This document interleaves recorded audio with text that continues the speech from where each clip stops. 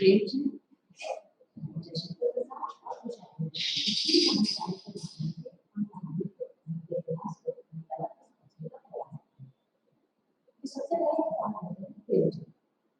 प्रेमचंद हिंदी और उर्दू दोनों की विशेषता शुरुआत उन्होंने उर्दू में और इसके बाद वो हिंदी के क्षेत्र में आए। हिंदी में आने से पहले हम जीवन के बारे में हमारा सबसे पहले जुलाई को बताने के बाद बेटा को मुझे माता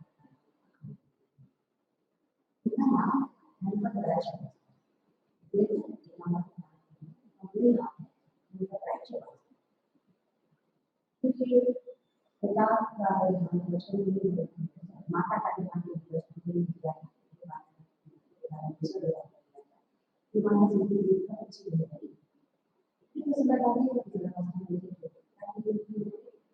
लिखना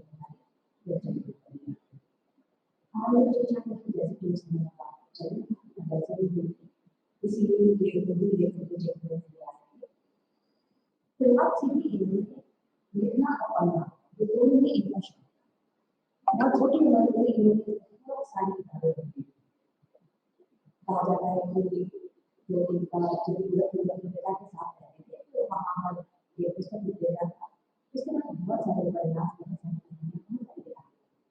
तो प्रेमचंद उसके बाद से अंग्रेजी की कुछ किताबें और उससे जाकर के विद्यालय में भेजते थे और उसके बाद से उसके एवरेज में उससे नॉवल लेते थे घर जाते थे और वहाँ भेजते थे धीरे धीरे हमारे जीवन में सारे प्लान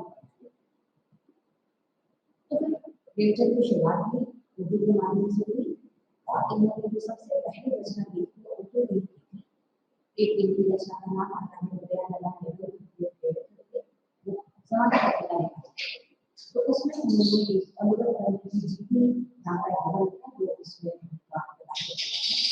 इसी के साथ साथ इन्होंने जो आनंद उपन्यास वो भी उर्दू जैसे लिखी जाएंगे प्रेमा असरार वाक़े ये सब रचनाएं उर्दू में इनकी कहानी को भी 1960 में आई जो सूर्य वतन में बातें प्रकाशित हुई वो भी दुनिया का सबसे अनमोल रत्न ये जो सूर्य वतन की बात करते हैं सूर्य वतन की जो कहानियां हैं वो सब देश प्रेम से संबंधित कहानियां थी। अंग्रेजों के विरुद्ध लड़ना थी राष्ट्र भावना थी तो अंग्रेजी सरकार को वतन से बनना पड़ा और क्योंकि नवाब राय के नाम से उर्दू में तो नवाब राय की जो चाहती ये कौन है अंग्रेजों ने बहुत कोशिश की मुझे अंदाजा हो जाता कि धनपत राय श्रीवास्तव भी नवाब राय है और धनपत राय श्रीवास्तव ने नवाब राय के नाम से कहानियां लिखी है। इस वक्त जो धनपत राय श्रीवास्तव अर्थात प्रेमचंद थे सरकारी नौकरी में थे तो वो वहाँ के जिलाधीश थे उनको अप्रत्यक्ष रूप से एक तरह से धमकी दी थी कि आगे ऐसी कहानियां ना लिखी जाए क्योंकि इसको साबित नहीं कर पा रहे थे कि धनपत राय ने मांग रहे हैं तो लाल ने धमकियां नहीं दी थी। और इसके बाद प्रेमचंद ने सोचा कि हाँ ये मुश्किल काम है कि वो नवाब राय के नाम से आगे लिखें तो फिर दया नारायण निगम जी ने दूसरा नाम सुझाया प्रेमचंद और इसके बाद ये उर्दू की बजाय हिंदी में उन्होंने रचना करनी शुरू की और बड़े हिंदी में भी उनका पहला कहानी वो हिंदी में जो इसलिए जो उर्दू की हम बात कर रहे हैं प्रेमचंद ने बहुत सारे उपन्यास उर्दू में जो पहले लिखे थे वो बाद में हिंदी में आए हिंदी के उपन्यास उर्दू में आए जैसे बाजार हुस्न जो सेवा सदन के नाम से प्रकाशित हुआ बाद में ऐसे प्रेमाशा के नाम से प्रकाशित हुआ चौगाने हस्ती धर्मभूमि के नाम से प्रकाशित हुआ जो हिंदी में उन्होंने मूल उपन्यास पहला लिखा था वो पाया है। इसके बाद उन्होंने हिंदी में उपन्यास भी आरंभ करके निर्मला कवन कली और इनका के उपन्यास था हिंदी में आने के साथ ही हिंदी की धूम मची सेवा सदन जो पहले उर्दू में छप चुका था तब उसका उतना नाम नहीं हुआ था जितना हिंदी में आने के बाद इसका नाम हुआ। प्रेमचंद वैसा कि सरकारी नौकरी थे लेकिन जब गांधी जी ने असहयोग आंदोलन की बात की थी प्रेमचंद जी भी वहाँ पे उपस्थित थी तो उन्होंने अपनी पत्नी से सलाह की और सरकारी नौकरी से त्याग किया। प्रेमचंद जी की जो पहली पत्नी थी उन्हें छोड़कर जा चुकी थी उन्होंने शिवरानी देवी जी से दूसरा विवाह किया था। प्रेमचंद के समय में सरस्वती पत्रिका सबसे महत्वपूर्ण पत्रिका थी और संपादक उसके लिए प्रसाद देवी जी तो उन्होंने अपनी एक रचना पंचों के ईश्वर सरस्वती में छपने के लिए भेजी थी, तो जिसका नाम बदल करके द्विवेदी जी ने पंच परमेश्वर कर दिया और उस नाम से ये रचना प्रकाशित हुई और ये बहुत अच्छी कहानियों में शुमार। धीरे धीरे प्रेमचंद का नाम हो गया। प्रेमचंद जी ने जब नौकरी अपनी प्राप्त नहीं किया तो उसके बाद उन्होंने कई जगह में जैसे कानपुर में, काशी विश्वविद्यालय में, कुछ और स्कूलों में अध्यापक का कार्य किया।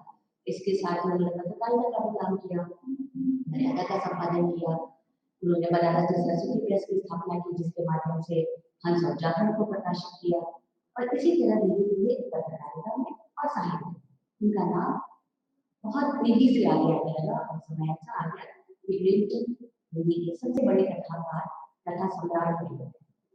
तो हम प्रेमचंद की कहानी नमक का जलवा के माध्यम से प्रेमचंद को समझने की कोशिश करें। संक्षेप में अगर हम कहानी देखें, कथा साथ में देखें, तो हम देखते हैं कि ये कहानी नायक इसका परिचय है।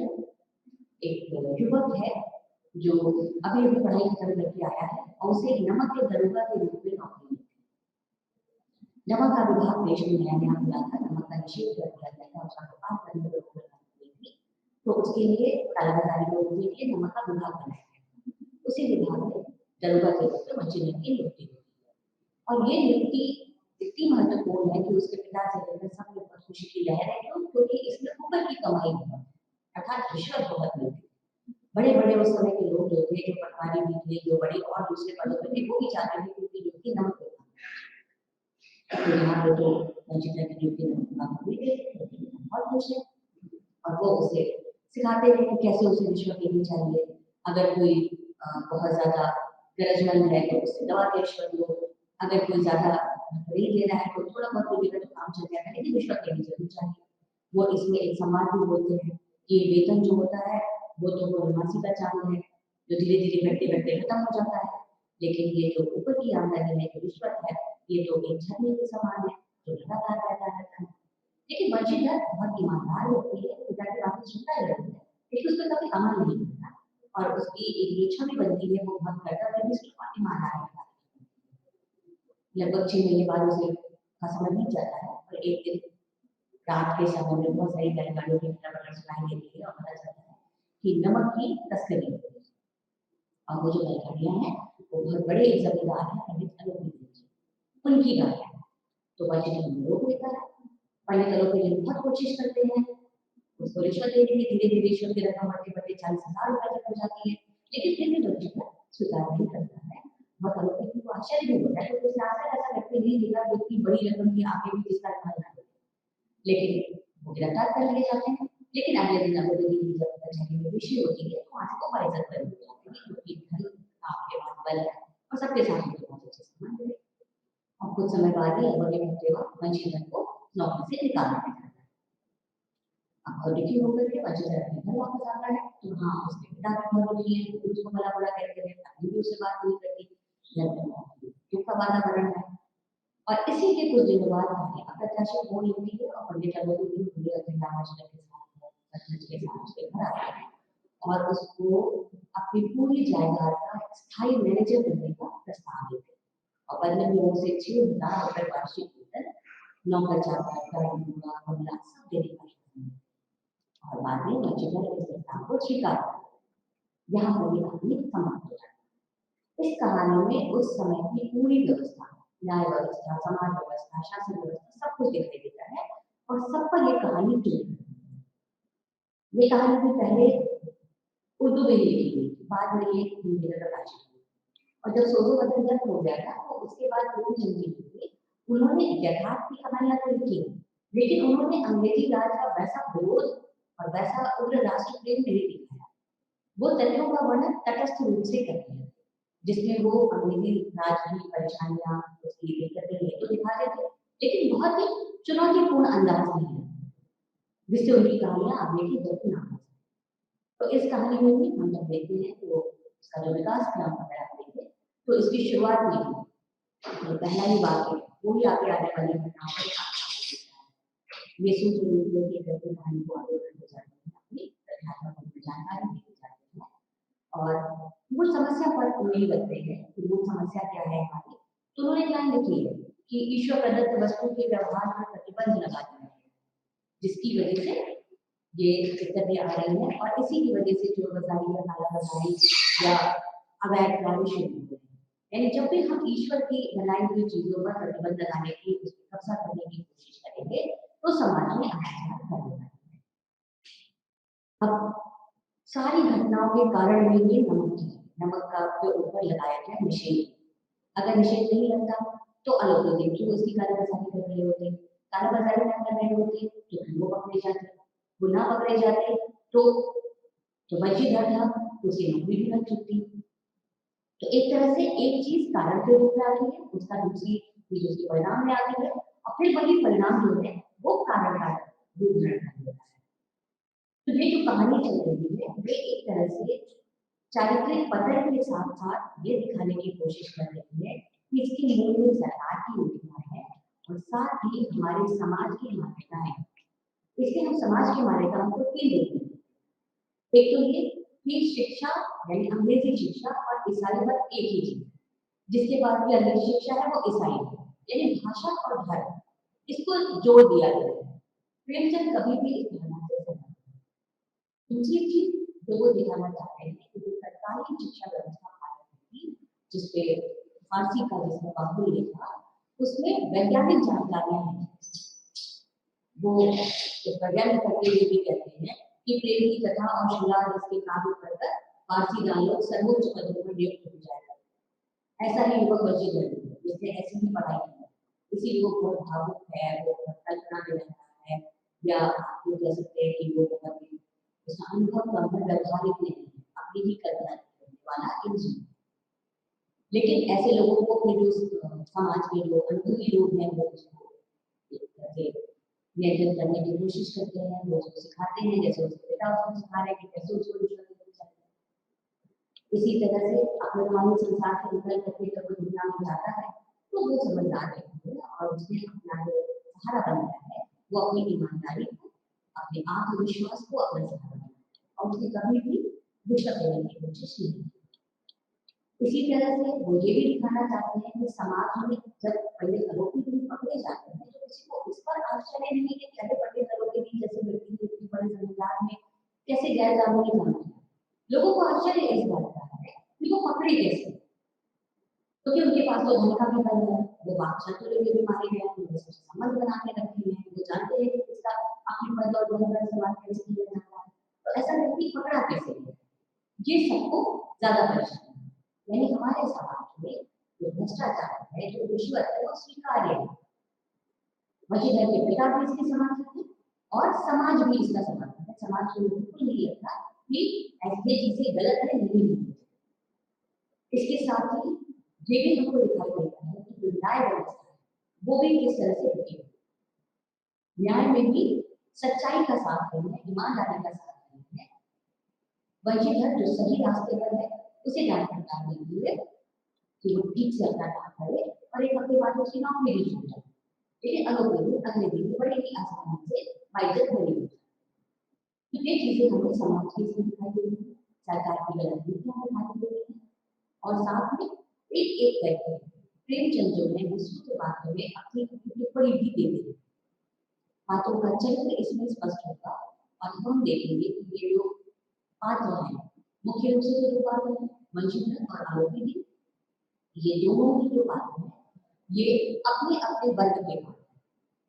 यानी प्रेमचंद की जैसे पहले की बात कर चुके थे पिछली कक्षाओं में कि प्रेमचंद के पात्र जो हैं वो वर्गगत पात्र, तो यहाँ पर दोनों अपने वर्ग के पात्र हैं। इसमें दो तरह के पात्र हैं, मुख्य रूप से जो निम्न के दोनों पात्र हैं ये तो सामने आते हैं, लेकिन इसके अलावा कुछ और पात्र हैं जो सहयोगी पात्रों की कोटि में आएंगे लेकिन वो उपस्थित नहीं होते।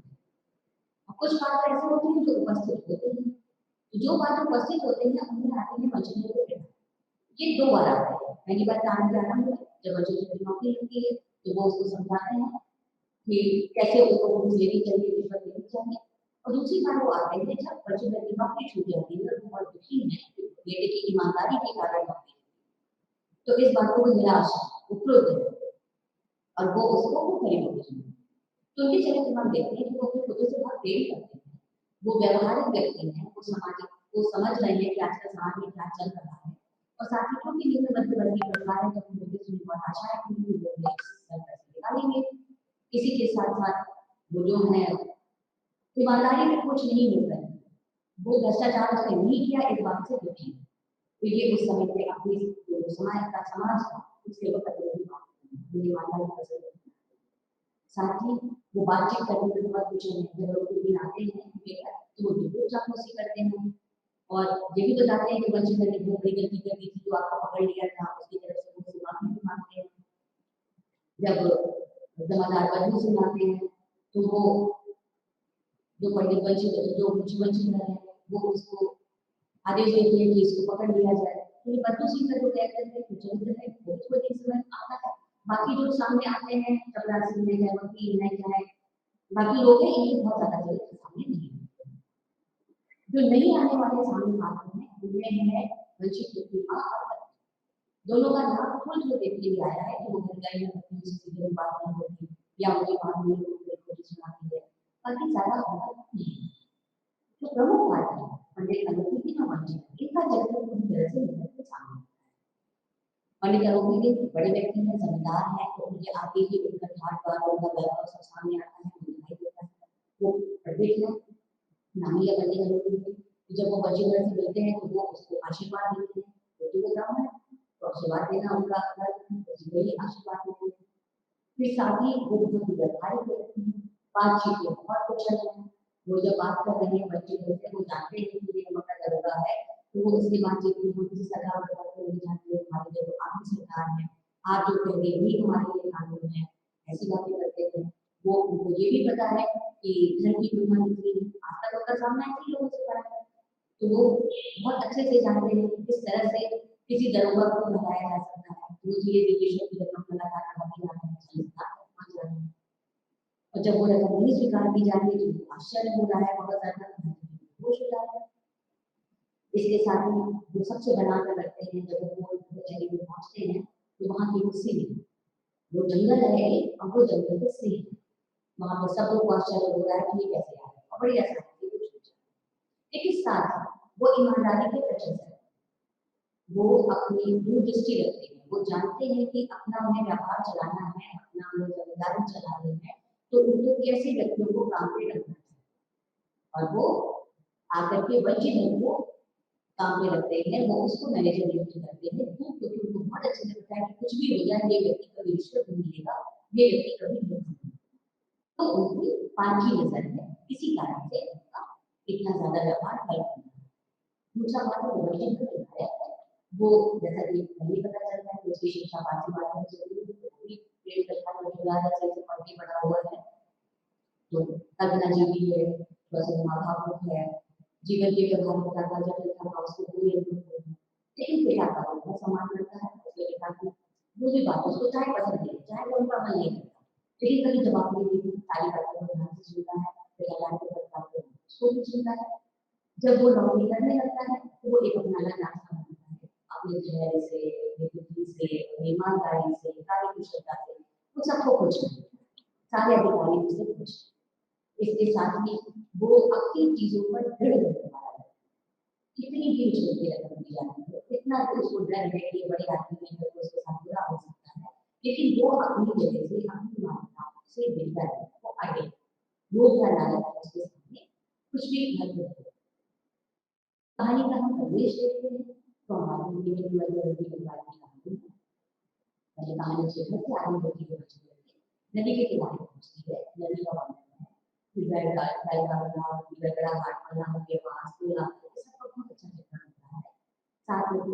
आगे बढ़ते हैं कचहरी में पहुंच जाते हैं कचहरी में क्या होता था कैसे वहाँ पे चहल पहल है वहाँ पे कौन कौन से लोग हैं इन सबका वर्णन आता है और ये पता लग जाता है कि वहाँ पे पक्षपात का ही जो लगता है फिर उसके बाद वापस कहानी वशीधर के घर पर पहुंच जाती है और जब अनुमेरी दोबारा आते हैं तो किस ठाट बाट के साथ आ रहे हैं किस ठाट बाट का पूरा वर्णन दिया गया है अरे ये नहीं कहानी दूसरा परिवेश है उस समय का है जब भारत में अंग्रेजी राज था निम्न मध्यवर्गीय परिवार की और समाज की जो स्थिति थी तो उसको या उसके परिवेश को पूरी तरह से यहाँ पर दिखाया संरचना शिल्प की अगर हम बात करें तो संवाद भाषा और शिल्प को हम देखते हैं। तो कहानी पढ़ना आता है। इसमें संवाद, ज्यादातर जो संवाद है वो अलौकिक और वंचित के बीच की है। इसके बाद उनके पिता भी बीच में है। संवादों के माध्यम से कहानी आगे बढ़ेगी। बीच बीच में प्रेमचंद अपने निष्कर्ष, अपनी टिप्पणियां देते रहते हैं और साथ में अपने युग की समझ देते हैं। कहानी की शुरुआत में ही वो बता देते हैं कि नमक का न्याय न होगा। ऐसे ही जब कहानी का दूसरा भाग शुरू हो जाता है तो उनको बता देते हैं कि जाने के लिए और रात का समय। जब दोनों बातों को लेकर जब वंशीधर और अलौकिक के बीच मुलाकात होती है और दोनों के बीच में जो तर्क शुरू होता है वो संवाद है और दोनों ही बातों को स्पष्ट करने में उनके चरित्र को भी और कहानी की आगे का तस्वीर बनने वाली है, इसको भी दिखाने में वीडियो दोनों के संवाद है वो एक महत्वपूर्ण भूमिका अदा है। आगे की घटनाएं वो सहज गति से आगे बढ़ती हैं, सामान्य घटनाएं हैं, उन्हीं के माध्यम से आगे बढ़ती चली जाएगी। पात्रों का चरित्र उठाने होगा, लेखक का उद्देश्य करना चाहिए, समाज की मानसिकता पता चलेगी, ये सारी चीजें धीरे धीरे सामने आएंगी। वर्णात्मक शैली भी बीच में आती जाएगी। कहानी का विस्तार बहुत सहज गति के साथ धीमी गति से होता है। कभी भी ऐसा नहीं होता कि एक पीढ़ी से आगे कैसे बढ़ती है। कहानी अपने चरम बिंदु पर पहुंचती है जहां पर सबको आश्चर्य होता है, स्वयं वंशीधर को आश्चर्य होता है, उसके पिता को आश्चर्य होता है, साथ ही पाठकों को भी आश्चर्य होता है कि ऐसा कैसे हो गया कि अलौकिक वंशीधर को नौकरी का प्रस्ताव दिया। इस वंशीधर ने अलौकिक को गिरफ्तार करवाया, जिस अलौकिक के कारण वंशीधर की नौकरी चली गई।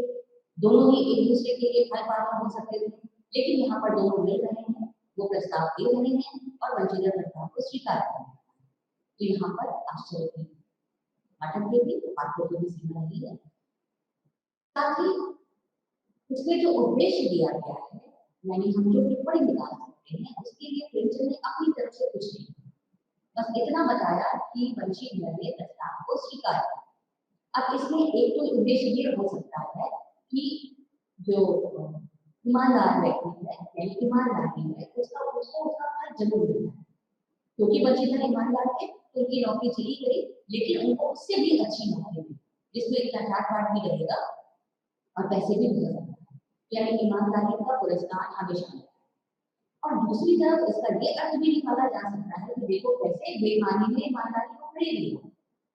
जो बेईमान व्यक्ति है, यानी अलौकिक जिसको उन्होंने वंशीधर ने गिरफ्तार किया था, वो जानते हैं कि ये बेईमान है, इसकी संपत्ति पे बेईमानी की है, ये जिंदगी में बेईमानी का काम है और उसी की रक्षा के लिए, उनकी भी जो संपत्ति है उसकी रक्षा के लिए जो वंशीधर है उनको बनाया जा रहा है मैनेजर, तो वो उसको स्वीकार कर ले रहे हैं, यानी बेईमानी ने ईमानदारी को अपनी सुरक्षा में लगा दिया, धन ने ईमानदारी को खरीद लिया।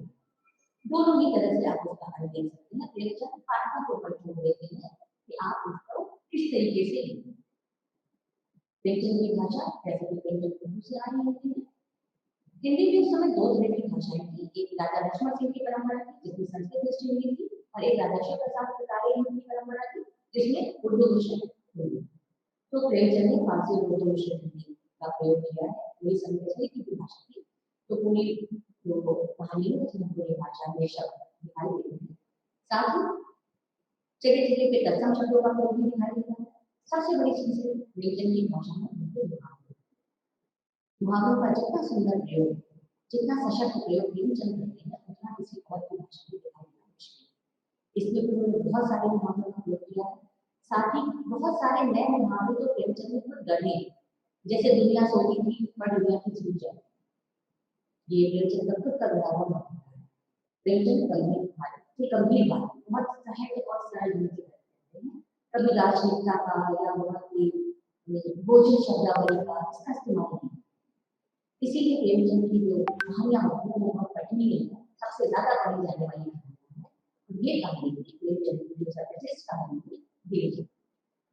प्रेमचंद के समय में ही एक दूसरे कहानीकार सामने आते हैं, वो है जयशंकर, जिन्होंने प्रेमचंद से अलग हटके उन्हीं के समय में 30 जनवरी 1889 को उनका जन्म हुआ जयशंकर प्रसाद का और सिर्फ 48 वर्ष की अवस्था में ही 6 वर्ष से उनकी मृत्यु हुई।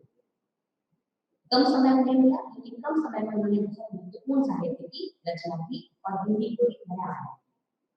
उनके पिता थे बाबू देवी के साथ, माता का नाम देवी। किशोरावस्था में पिता की मृत्यु हो गई, माता की मृत्यु हो गई, बड़े भाई का भी देहांत हो गया। पूरे परिवार का दायित्व उनके ऊपर था। उसको निभाते हुए भी उन्होंने साइटिसिज्म भी किया और छायावाद के जो आधारभूत 4 स्तंभ हैं, जयशंकर प्रसाद उसके सबसे महत्वपूर्ण हैं। रामायणी जो महाकाव्य है वो छायावाद के प्रतिनिधि है। नाटक के क्षेत्र में प्रसाद जी का योगदान अतुलनीय है। रामायणी प्रसाद की छायावादी रचना है, तो नाटक में भी छायावादी रूप में दिखाई देता है और साथ ही उन्होंने प्राचीन भारतीय इतिहास को आधार बना करके उससे विषय लेकर के अपने नाटकों की रचना और राष्ट्रीय परिप्रेक्ष्य में इस नाटकों को जीवन दिया है। इसीलिए जब हम नाटक का इतिहास पढ़ते हैं तो इस युग में प्रसाद रूप के नाम से उपन्यास लिखे उन्होंने तितली कंकाल और वेदांत है। इसी के साथ ये शिक्षा जो ली है वो स्कूली शिक्षा तो बनारस से हुई, तो नाटक के ग्रंथ पढ़ाई थी। इसके बाद बाकी हिंदी, उर्दू, संस्कृत, फारसी सभी के लिए बहुत ही देता है। वेद, पुराण, इतिहास, साहित्य, शास्त्र ये सब बहुत अच्छे से। इनकी पहली कहानी आई है 1912 में राम हिंदू पत्रिका में प्रकाशित हुई थी और उस समय तक प्रेमचंद हिंदी में प्रतिष्ठित थे। सरस्वती पत्रिका की हम पहले बात कर चुके हैं, द्विवेदी जी की हम पहले बात कर चुके हैं। द्विवेदी जी साहित्य में कोशिश करते थे कि कुछ ना कुछ सुधार की, चाहे वो समाज को सुधार की हो या भाषा का सुधार की हो, कुछ ना कुछ जरूरत होनी चाहिए। उससे साहित्य से अपेक्षा करते थे कि वो सुधार की बातें करें। प्रेमचंद की कहानी भी यथार्थवादी थी, लेकिन प्रसाद जी ने दोनों ही प्रभावों से अपने आप को बचा लिया। उन्होंने लिखी स्वच्छंदतावादी प्रेम और एक अलग परंपरा अपनी उस युग में बनाई जो प्रेमचंद की परंपरा से बिल्कुल अलग। इन्होंने लगभग 72 कहानियां लिखी हैं जो छाया, प्रकृति, आकाश की कहानी और इंतजार संबंधी प्रकाशित। प्रेमचंद की कहानी संग्रह का नाम है मानसा। जयशंकर प्रसाद की कहानी संग्रह छाया, प्रकृति, आकाश की कहानी और इंतजार। इनकी कहानियों में जैसे कि बात करते हैं कि स्वच्छंदतावादी प्रेम पर आधारित कहानियां लिखी हैं, तो इनकी कहानियों में प्रेम प्रमुख है और ये जो प्रेम है ये नितांत उच्च कोटि का प्रेम है जो पात्रों को स्वार्थ की भावना से ऊपर लेकर चला, उससे मुक्त कर देता है और उच्च मानवीय धरातल पर पहुंचा देता है। लेकिन कहानियों में भव्यता है, कभी भी कहानियां बहुत हल्की नहीं है। वाक्य कभी जैसे प्रेमचंद में सीधे सरल वाक्य है, तो इनकी कहानियों में संस्कृत भाषा भी है और वाक्य भी घुमावदार है। जो भाषा है वो बहुत सहज ना होकर के वो ओजपूर्ण या आवेगपूर्ण होती है। जैसे अगर भाव, क्योंकि भाव प्रवण भाषा है, विद्वत्ता उसमें बहुत है, तत्सम शब्दों का प्रयोग बहुत ज्यादा है, लेकिन इसके बाद भी संप्रेषण नहीं है, कभी भी इतने दुरूह नहीं है कि समझ में ना। तो साथ में आकाश की कहानी के माध्यम से हम कोशिश करेंगे कि हम प्रसाद को समझ सकें। तो इनकी जो कहानी है इसमें दो मुख्य पात्र हैं, चंपा और बुद्ध। नायिका का कहानी चंपा इसकी नायिका है। इसमें समुद्री जीवन का परिवेश है और साथ में ऐतिहासिक संदर्भ। पूरी कहानी में संवाद हुआ, पूरी कहानी ही संवादों के माध्यम से विकसित हुई। पात्रों की चरित्र की जानकारी, घटनाओं की जानकारी, क्या हो चुका है, क्या होने वाला है, इसकी जानकारी सब हमें संवादों के द्वारा पता चलती है और कभी कभी लेखक के खुद के दिए हुए विवरण है उनके माध्यम से भी पता चलती है। इसमें 7 भाग है, ये कहानी 7 भागों में बटी है। शुरुआत में दिखाई देता है कि समुद्र में जहाज चला जा रहा है, उसमें 2 बंदी हैं, दोनों के हाथ पांव समुद्री में, दोनों कोशिश करते हैं और मुक्त हो जाते हैं। उस जो पोत है उसके साथ नाव बंधी हुई है, उस नाव पर भी जो चंपा और बुद्ध जो बात है, जो बुद्ध होते हैं जो नायक है, उसका नाव के नायक से एक युद्ध होता है, बंद युद्ध होता है, वो युद्ध विजयी होता है। नाव उसके अधिकार में हो जाती है, नाव को पोत से उधर कर चुके हैं, तो धीरे धीरे नाव चलती हुई एक द्वीप के पास पहुंच जाती है। दोनों उसका नाम रखते हैं चंपा, यानी द्वीप का नाम भी चंपा है। साथ साथ दोनों रहने लगते हैं, प्रेम उत्पन्न होता है। फिर कहानी आगे बढ़ती है और दोनों एक दूसरे के अतीत को जानना चाहते हैं, तो पता चलता है कि जो बुद्ध होते हैं वो जन्म से, यानी एक तरह से आज की भाषा में तो समुद्री बात। चंपा के बारे में पता चलता है कि चंपा के पिता जो थे वो मणिभद्र एक व्यक्ति है जिसके पोत में दोनों बने, तो वो उसी के मणिभद्र के पोत में पहली थी। और जब चंपा की माता की मृत्यु हो जाती है तो अपने पिता के साथ ही पोत पर रहने लगते हैं, तो उस पोत पर ही बुजुर्ग जलदस्यु आक्रमण करते हैं, तो उस आक्रमण के साथ दस्यु को मार करके उसके पिता मृत्यु को प्राप्त हो जाते हैं। और चंपा को जब चंपा के लिए मणिभद्र जो था वो ऋण का प्रस्ताव करता है जिसको चंपा अस्वीकार कर देती है और वो बंदी बना देती है। चंपा को अभी पता चलता है कि जिन जलदस्यु ने आक्रमण किया था वो बुद्धगुप्त और उसके साथी हैं, यानी उसके पिता की मृत्यु का कारण बुद्धगुप्त। तो उसके मन में बदला लेने की भावना जागृत होती है, लेकिन अब क्योंकि वो उससे प्रेम करने लगी है तो मानसिक आंदोलन शुरू होता है प्रेम और घृणा के बीच में। ये प्रसाद की लगभग हर बात है। प्रेम है, उज्जवल प्रेम है और साथ में अंतर्गत है। तो यहाँ पर भी अंतर्गत है घृणा और प्रेम के बीच में। फिर जो चंपा है वो अपना हथियार फेंक देती है, यानी वो बुद्धगुप्त को मारने का जो विचार है वो त्याग देती है क्योंकि उससे प्रेम है। लेकिन वो अपनी घृणा को भी त्याग नहीं पाती है। बुद्धगुप्त उससे विवाह का प्रस्ताव करता है, वो उसको भी अस्वीकार कर देती है, यानी वो उसके प्रेम को भी अस्वीकार करती है। तो घृणा और प्रेम दोनों को भी अस्वीकार करती है और अपना जो उसका द्वंद्व था इसके कारण वो एकाकी जीवन को जीती है। जो बुद्धगुप्त है वो भारत जाने के लिए उसे कहता है कि चलो हम लोग भारत चलेंगे, वहां पे रहेंगे, हम लोग चलते हैं, लेकिन उसको स्वीकार नहीं करती है। और इसी द्वीप पर ये चंपा द्वीप पर ही रहना और वहीं पर हमेशा आकाश दीप जलाना, जिससे नायकों को रास्ता मिलता है, स्वीकार करके बुद्धगुप्त भारत चला जाता है और चंपा को लेकर वहां पर एक कहानी समाप्त। ये छोटी सी कहानी है जो 7 भागों में आरंभ भी आपके मिलते होगा संवादों के माध्यम से, धीरे धीरे पात्रों का परिचय मिलेगा कि कैसे ये दोनों की पात्र जो है वो बहुत साहसी है, आत्मविश्वास से भरे हुए हैं, दोनों मुक्त होना चाहते हैं। फिर नाम को कैसे जो परिवेश का चित्रण है वो भी संवादों के माध्यम से हो रहा है कि ये लोग कहाँ पर है, नाम कैसे पोत से जुड़ी हुई है, कैसी रस्सी से जुड़ी है, ये सारी चीजें भी संवाद ही बनती है। संवादों के माध्यम से पता चलता है कि एक पात्र स्त्री है और एक पात्र पुरुष है। फिर खंड 2 जब शुरू होता है तो दिखाई देता है कि सूर्योदय हो गया है, तब नाविक लोग जानते हैं कि अपने जो बंदी थे वो मुक्त हो गए हैं। खंड 2 में नाविक के साथ एक नाव का जो नायक था उसके साथ युद्ध होता है जिसमें वो विजयी होता है। खंड 3 में वो दोनों पात्र हैं, पहले चंपा और बुद्धगुप्त, उनके अतीत का परिचय मिलता है, एक दूसरे के बारे में लोग जानते हैं। खंड 4 में कहानी आगे बढ़ जाती है लगभग 5 साल और ये दिखाई देता है कि चंपा द्वीप पर है जहाँ पर वो आकाश दीप जला रही है, बुद्धगुप्त के साथ उसका मतभेद होता है। खंड 5 में दिखाई देता है कि जया आत्मा और अंदर से कन्या को भेज देता है, वो और चंपा है। और यहाँ पर जो चंपा के अंदर का जो द्वंद्व है वो सामने आता है और ये भी पता चलता है कि वो बुद्धगुप्त से प्रेम करती है, इसलिए उसने उसकी हत्या करने का, उससे बदला देने का विचार क्या किया है। और खंड 6 में हम देखते हैं कि एक समारोह है जिसमें बुद्धगुप्त बार-बार कोशिश कर रहा है चंपा को बताने के लिए कि वो उसका विवाह प्रस्ताव स्वीकार कर ले। चंपा के पिता की हत्या उसने नहीं की, कोई दूसरे रस्सी के मार दिया, लेकिन चंपा को विश्वास नहीं कर पाती, भारत जाने का प्रस्ताव भी स्वीकार नहीं करती है। और खंड 7 में 19 खंड में दिखाई देता है कि नाम की एक पंक्ति है जो चंपा को छोड़ करके भारत की ओर जा रही है, यानी बुद्धगुप्त भारत जा रहा है और चंपा की भारत में आ रही है। कहानी यहाँ पे समाप्त है। अब इसी समाप्ति पे प्रसाद जी थोड़ा-सा इसमें बाकी कहानी से पूरी अभी तक जो कहानी थी वो वर्तमान में चल रही है।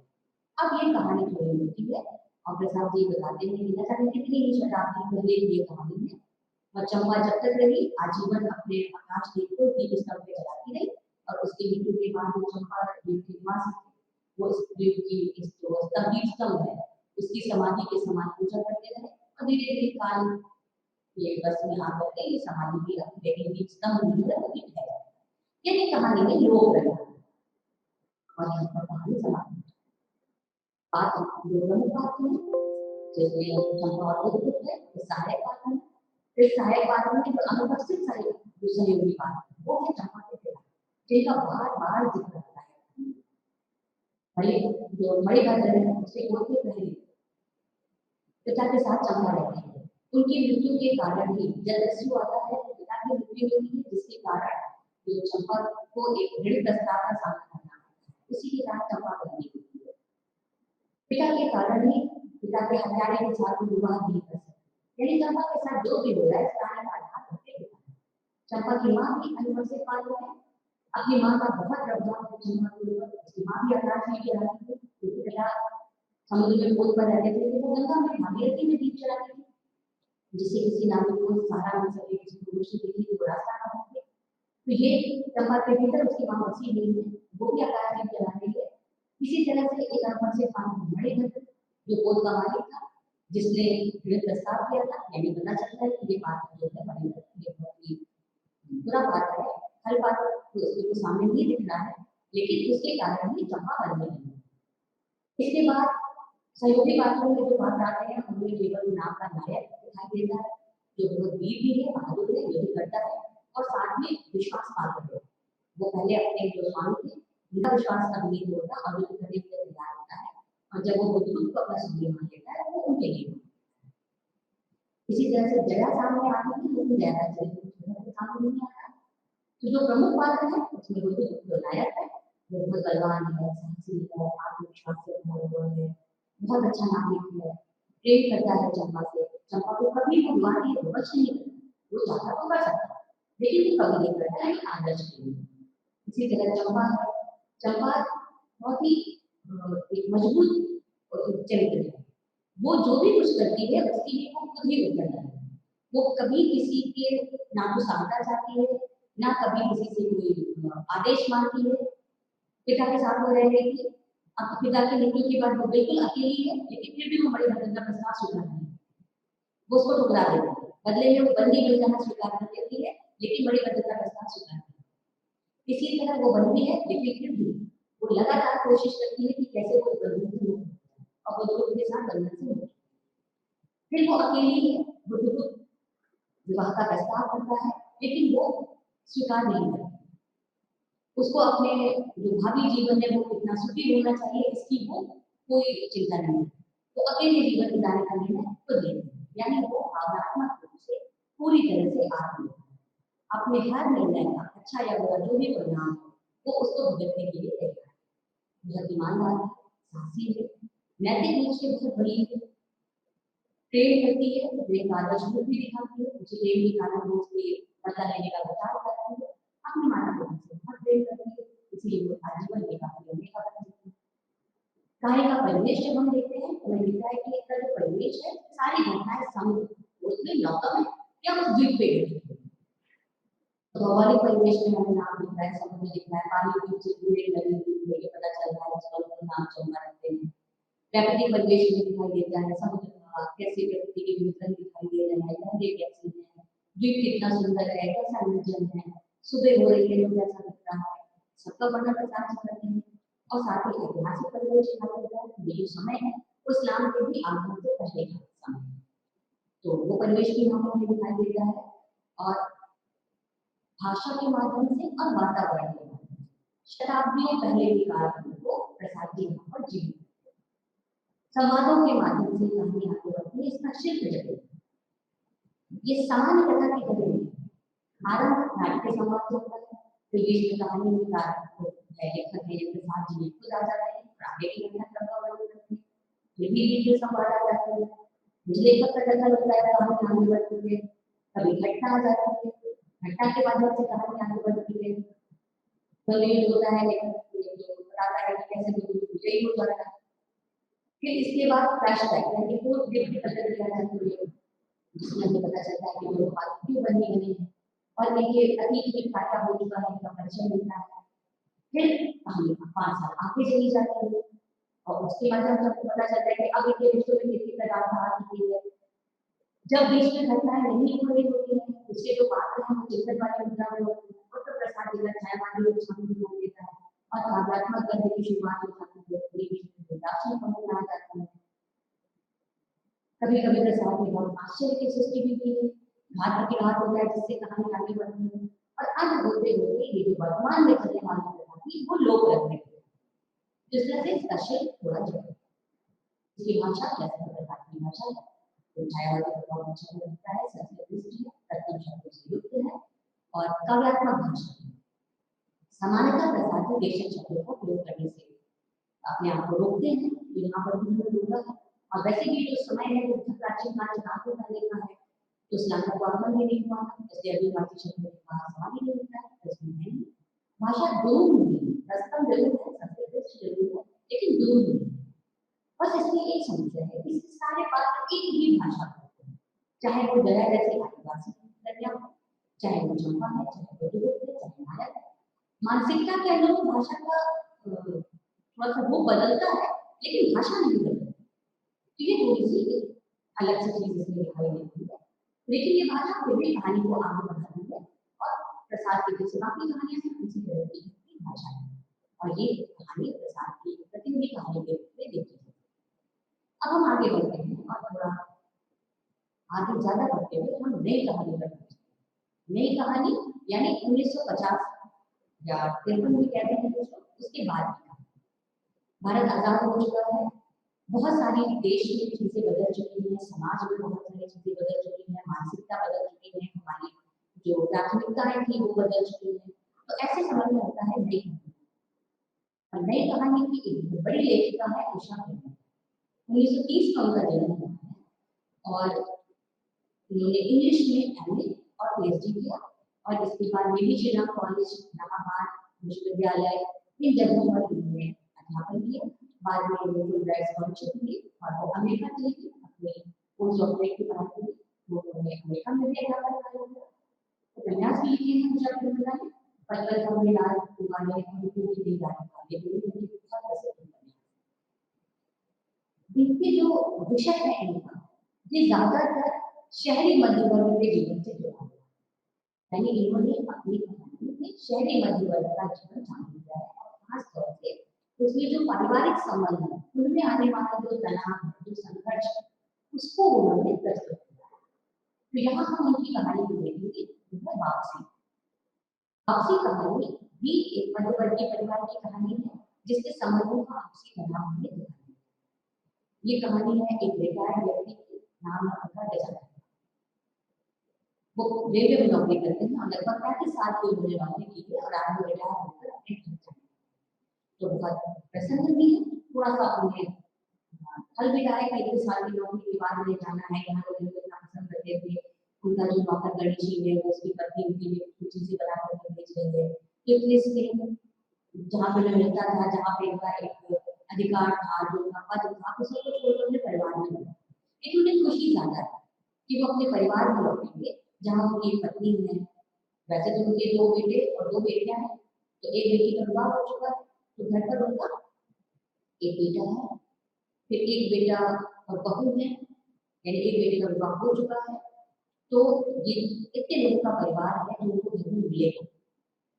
इनकी बेटी बसंती, छोटा बेटा नरेंद्र है, बड़ा बेटा अमर है और अमर की पत्नी है, और इनकी अपनी पत्नी है। इतने लोग उनका घर पे उनको लगता है मेरा बहुत इंतजार कर रहे होंगे, तो हमें जल्दी से जल्दी बताना है। लेकिन जब वो घर लौटते हैं तो उन्हें ऐसा महसूस होता है कि यहाँ उनका वैसा स्वागत नहीं होगा, हो रहा है जैसे उन्होंने उम्मीद की। ऐसा लगता है कि जैसे वो सबके बीच में एक तीसरे व्यक्ति, एक बाहरी व्यक्ति आ गए और सबके आम रोजमर्रा के जीवन में वो व्यवधान ला रहे हैं। अब वो उनके लिए कोई जरूरत नहीं है, एक बेकार की चीज है जिसको सब लोग चाहते हैं, या तो ये चुप रहे या अलग पड़े रहे या यहाँ से चले जाए। सबकी निजी जिंदगी में हस्तक्षेप हो रहा है उनके घर में, उनके लिए कोई जगह नहीं। सब लोग 30 दिनों से एक तो 35 साल से घर पर थे, तो सब लोगों की अपनी अपनी एक सेटिंग हो चुकी है, कौन कहाँ रहता है, कहाँ उनका रहता है, कहाँ पे किसकी जगह भी नहीं है, चरपाई कहाँ लगा दिया है, तो पहले बैठक में लगा करती है, फिर बहू कहती है बैठक में देखकर सारा टाइम रहेंगे, वो कैसे आएगी जाएगी। तो इनकी एक पीछे की होटल की पीछे थी, उसमें भी चरपाई लगा दी जाती है, बताया भी नहीं जाता, पूछा भी नहीं जाता। चलो बहुत तकलीफ होती है। फिर पत्नी भी शिकायत करती रहती है, कोई ना तो बहू ना तो बेटी को मदद नहीं करता है, काम कोई नहीं करती है। तो वो बेटी और बहू दोनों को कहते हैं कि तुम लोग खाना बनाओगे, उनको पसंद नहीं आता। घर में खर्च बढ़ता जा रहा है, वो घर खा लेंगे, टेंशन आएगी, वसूली करने चाहिए खर्चे को, तो वो नौकर को हटा देते हैं। तो ये भी लोगों को पसंद नहीं आता, लगता है कि बिना बात के व्यक्ति काम में लगी हुई है, चुपचाप नहीं बैठे रहते हैं। ना तो उनकी पत्नी उनको समझने को तैयार है, ना तो उनके बच्चे। वो जिंदगी भर अकेले पड़े आए हैं, और यहाँ पर भी जब वो परिवार के बीच में है तो ये अकेलापन बहुत ज्यादा है। तो वापस वो अंत में उसी छोटी जगह पे जहाँ से वो आए थे, जहाँ वो पहले नौकरी करते थे, वहाँ एक चीनी मिल में नौकरी स्वीकार कर लेते हैं और वापस वहाँ जा रहे हैं। अपनी पति से कहते हैं जाओ, लेकिन वो जाना नहीं चाहती, वो बात को देखती है और गजानन बाबू अकेले ही वापस उसी जगह पे चले जाते। ये इनकी वापसी, ये वापसी 2 बार, एक वापसी उनकी है जब वो अपना नौकरी के बाद रिटायर होकर के बहुत प्रसन्न मन से घर आ रहे थे, और एक वापसी उनकी अब दोबारा घर से उस दूसरी नौकरी की तरफ है, जहाँ पर वो बहुत एकाकी और दुखी मन से अकेलापन महसूस करके वापस एकाकी करके घर में जाते। तो ये जो कहानी है ये मध्यवर्गीय परिवार की कहानी है, जहाँ दो पीढ़ियों का अंतर है, पिता के प्रति जो बच्चों का रवैया बदल रहा है उसका वर्णन है। केंद्र में गजानन बाबू ने, अभी तक जब गजानन बाबू नौकरी के समय में जब घर में आते थे थोड़ी देर के लिए आते थे तो बड़ा आदर सम्मान होता था, तो बहुत महत्वपूर्ण व्यक्ति माने जाते थे, सब उनके आगे पीछे घूमते थे, तो उन्हें लगता था कि हाँ वो घर के लिए बहुत महत्वपूर्ण है।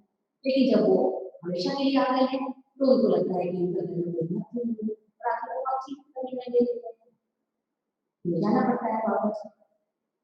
आखिर उन्होंने सारा जीवन क्या किया, सारा जीवन नौकरी क्यों की, बच्चों के लिए। बच्चे छोटी जगह पे रहे, पढ़ लिख नहीं पाएंगे, इसलिए उन्होंने शहर में अपना घर बनवाया। शहर में उन्होंने बच्चों की पढ़ाई का प्रबंध किया, सारी सुख सुविधाएं बच्चों को देते रहे, पत्नी भी बच्चों के साथ रही। उन्हें ऐसा लग रहा था कि जब वो ये सब करने के बाद घर पहुंचेंगे तो उनको बहुत सम्मान मिलेगा, उनका जीवन भर के त्याग के बदले में उन्हें कुछ अधिक ही सम्मान दिया जाएगा, और अब वो अपनी पत्नी का साथ दोबारा पा पाएंगे, वो दोबारा से अपने परिवार के साथ अपनी सुखद यादें बनाएंगे। अभी तक की जो छोटी छोटी यादें हैं उनकी, जो अच्छी यादें हैं वो उसी को और बढ़ाएंगे। लेकिन उन्हें ऐसी कोई याद नहीं मिलती, बल्कि जब वो घर पहुंचते हैं तो उनकी जो मधुर यादें थी वो उनके पास से छिन जाती है। वो घर में ऐसा लगता है जैसे बिना बुलाए मेहमान है, जो जाने का नाम नहीं ले रहा है, ऐसे व्यक्ति को अपने आप को महसूस करते रहते हैं। सारे लोग ऐसे मजाक कर रहे हैं, जैसे कि ज्यादा बाबा और ऐसे बच्चों को जाते हैं, उनको बेटी की चाय देने में तो पता चलता है चाय तो दूसरी उसको पता ही नहीं है कि उसके पिता को क्या पसंद है क्या ना पसंद है। पत्नी अपना तो खा होती है, लेकिन अगर ज्यादा बाबा को छेड़ते हैं तो पत्नी को लगता है कि वो क्यों ही बता रहे हैं, रिश्ते की खाली सुने, बोलते भी क्यों हैं। उन्हें बार बार गणेश याद आता है कि इससे ज्यादा वो प्यार उन्हें गणेश ही करता था, इससे ज्यादा सम्मान गणेश ही देता था। हर एक बात को जब पुरानी जिंदगी की हाँ वो बोलना तो वो है तो घर पे मुखिया, लेकिन कोशिश भी करते हैं घर पे मुखिया बनने की, परिवार में अनुशासन बना रहे, व्यवस्था बनी रहे, इसके लिए कोशिश करते हैं, तो सबको लगता है कि वो उनकी जिंदगी में दखल दे रहे हैं, और बच्चे किसी न किसी रूप में उनको करते जाते हैं। जबकि इतना जरूर है अभी बच्चों के भीतर कि वो सामने आकर पिता को जवाब नहीं देते, अपनी माँ के माध्यम से जवाब देते, लेकिन पता तो चलता है कि उनको पसंद नहीं आ रहा। अभी तक जब पिता नहीं थे तो जो बड़ा बेटा था वो ये करता मालिक था, जबकि वो को कोई रोक टोक नहीं थी। लेकिन अब जब ज्यादा बाबू आ गए तो वो मालिक है, तो सब कुछ अलग तक चल रही है। पत्नी तो उतने दिन से वहीं पे रह रही है, वो तो अपने आप को वहां पर सामंजस्य स्थापित कर चुकी है, वो उसी में दम है। उसे गुस्सा आता है तो वो बोलती है, बड़बड़ाती है, लेकिन विरोध नहीं करती। ज्यादातर बाबू जो है वो ऐसा नहीं करता, उन्हें गुस्सा आता है या उन्हें कुछ गलत लगता है तो उसको टोकते हैं, वो चाहते हैं कि ये गलती सुधार ली जाए। और ये चीज किसी को पसंद नहीं आती है, बल्कि उनकी पत्नी भी कहती है कि उनके खुद ही वो गलत बता रहे हैं। इस कहानी में वो छोटे छोटे प्रसंग हैं, और बार बार ऐसा कोई भी प्रसंग नहीं आता जो हमें ये लगता हो कि ये देखो कभी हो सकता है लेकिन असामान्य है। हर प्रसंग सामान्य है, हर घर में होता है। एक मध्यवर्गीय परिवार इससे बहुत अच्छे से अपना सामान स्थापित कर सकता है कि ये उसकी ही कहानी है। और जो गजानन बाबू का किला है वो बहुत तीव्रता के साथ इसको उभर के सामने आता है। पूरी कहानी उन्हीं के नजरिए से है। ये इसकी एक कमजोरी भी है, क्योंकि बाकी पात्रों का नजरिया क्या है, वो क्या सोचते हैं, उनकी पत्नी, उनके बच्चे, उनका पक्ष कभी सामने नहीं है। ये जो पहला भाग है वो गजानन बाबू का रिटायर होकर घर लौटने का प्रसंग है, छोटा सा भाग है, उनका उल्लास दिखाई देता है। दूसरे भाग में जहाँ पे विकास है उसमें ये दिखाई देता है कि कैसे वो घर वालों के साथ रह रहे हैं और क्या क्या महसूस कर रहे हैं दोबारा, यानी उनका मोह भंग जो होता है वो उसको दिखाई देता है, मोह भंग नई कहानी की बहुत बड़ी विशेषता है, तो इसलिए मोह भंग दिखाई देता है। और तीसरे भाग में उनका वापस लौटना, उनका निर्णय और वापस लौट जाना, उसमें उनकी पत्नी उनका साथ नहीं देती, नहीं जाती, वो अकेले ही लौट जाती। यहाँ पे तीन भागों में कहानी समाप्त। चरित्रों को अगर हम देखते हैं तो सबसे प्रमुख चरित्र तो ज्यादा काम वही हीरो है, वही नायक है। तो घर के मुखिया है, घर के मुखिया बने रहना चाहते हैं, वो चाहते हैं कि उनका निर्णय जो वो फैसले, और जब ऐसा नहीं होता तो उन्हें बुरा लगता है, वो उसके लिए डांटते भी हैं। साथ ही हमें ये भी दिखाई देता है कि ये बहुत ही संवेदनशील, बहुत सहृदय व्यक्ति है। अपने परिवार के लिए वो सारा जीवन अकेला जिला है। इसके साथ ही उनका जो नौकर के प्रति व्यवहार है, लोगों के सहृदय होने का परिचायक है, वो बहुत संवेदनशील भी है, पति से भी प्रेम करते हैं। आगे बढ़ते हैं चरित्र की कुछ विशेषताओं पर देखें तो हमें लिखता है कि घर परिवार में जिम्मेदारी का बोझ बहुत ज्यादा है। पहले भी जिम्मेदारी उठाते रहे घर परिवार की, अभी भी उठाना चाहते हैं। वो चाहते हैं कि सब लोग मिलजुल कर रहें, एक दूसरे का साथ दें, एक दूसरे की परेशानी, बच्चे अपनी माँ की परेशानी नहीं समझ रहे हैं, तो वो जब कोशिश करते हैं कि उनके अनुसार चले, जिम्मेदारियां उठाएं, तो सबको समस्या है। इनके व्यक्तित्व में कोई कमजोरियां नहीं है, जैसे इनका जो नजरिया है वो बहुत परंपरा है। वो स्त्रियों और पुरुषों के कर्तव्य अलग है। वो अपनी बेटी बसंती को तो बार बार टोकते हैं, लेकिन अपनी बेटे को नहीं। वो बेटी को डांटते हैं, फटकारते हैं, बेटे को नहीं। उनको लगता है बेटियों का काम करना है, केवल घर में रहना और घर के काम में करना। ये बार बार होते हैं। पढ़ाई इतनी जरूरी नहीं, कहते हैं तो बात ये भी पहले घर के काम में। वो नहीं चाहते हैं कि स्त्रियों को ज्यादा सतर्क, लड़कियों को ज्यादा सतर्क करें, उन्हें घर में ही रहना चाहिए, घर के बाहर ज्यादा रहना चाहिए। तो ये कुछ कमजोरियां हैं उनके बात में हमें दिखाई देती हैं। उनकी पत्नी ज्यादातर पत्नी घर वालों की, वो भी परंपरावादी थी, लेकिन उनके चरित्र में अलगाव ये है कि वो बच्चों के साथ रहते रहते उन्हें आदत पड़ गई बच्चों के साथ रहने की, उदासीन है, गुस्सा आता है तो वो बड़बड़ाती है, बोलती रहती है, लेकिन वो किसी को उस तरह से नहीं होती है, किसी के मामलों में दखल नहीं। यहाँ पे साफ दिखाई देता है कि जो सहानुभूति है वो गजानन का होते है, और बाकी लोग उन्हीं की चरित्र को निखारने में या उनके जो मोह मन है, उनकी जो दासनी है, जो अकेलापन है, उसको ही निखारने के लिए यहाँ पर सामने जो उनके बच्चे हैं वही जो सामने आते हैं समय समय पर, वो सभी एक जैसे नहीं दिखाई देते हैं।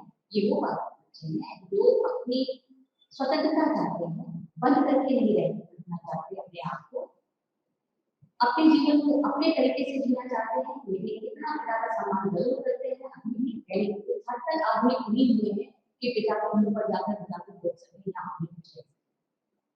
तो अभी थोड़ा सा सम्मान उनका बचा हुआ है, और वो जैसे ही ससुराते हैं ज्यादा बाबू आते हैं तो वो तुरंत गल्ला करके बेटी माँ से हट जाती है, बेटे अपनी माँ के माध्यम से अपनी बात मनवाते हैं। तो ये संस्कार अभी उन्हें कुछ आगे बढ़ते हैं, गणेश की ओर जाते हैं। तो यहाँ पे जैसे कि पहली बात तो इस कहानी में परिवेश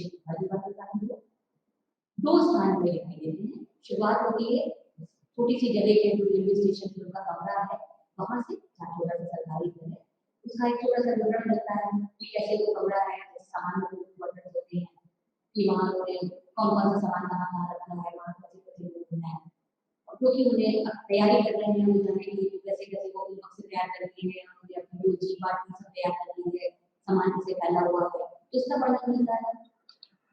फिर इसके बाद से जब वो घर आते हैं तो इनके घर का शहर है, शहर में तो शहर का विवरण नहीं मिलता, लेकिन उनके घर की जो चारदीवारी है, घर का विवरण मिलता है कि वहाँ पे कैसा बैठक है, कहाँ पे चारपाई लगी है, कुछ घर में किस तरह के सामान दिखाई दे रहे हैं, घर में जो सामान है, जो वस्तुएं दिख रही है, उन्हीं के माध्यम से हमें पता चलता है कि ये मध्य वर्ग का परिवार है।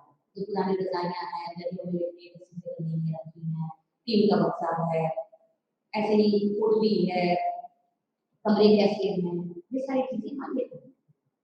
अब ये तो वो उसका भौतिक, साथ ही हमें जो परंपरागत एक मध्य वर्ग के परिवार होता है, उस परिवार का परिवेश क्या होता है, ये भी मानना है।